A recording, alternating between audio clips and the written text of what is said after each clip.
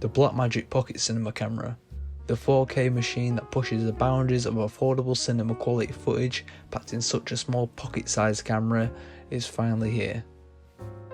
Using the camera has been a great experience, producing outstanding true 4K video with up to 60 frames a second to add with a great resolution size.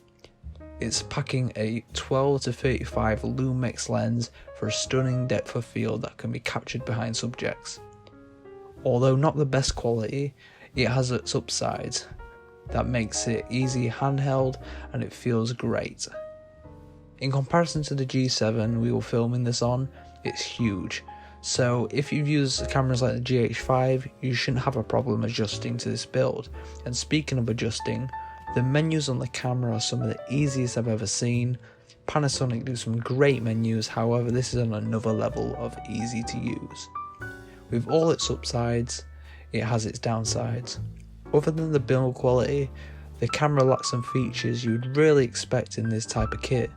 For example, the battery life. The Blackmagic has terrible battery life, and I give it an hour max before it starts running low on battery. On the other hand, something like the G7, which isn't on the level of this camera, can easily last a good 3 hours of use before getting low.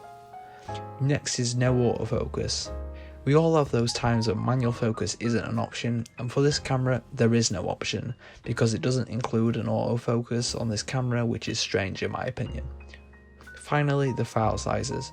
Although not an objective factor that makes it negative, if you don't have at least 500GB SSD or a huge SD card, you're not going to be filming 4K anytime soon. The file sizes are just too big for a standard SD card. So finally, the verdict. So, should you buy this camera? Yes, it's an incredible piece of kit for the price, and if you're a beginner wanting to bring cinematography to another level, then this is the camera for you.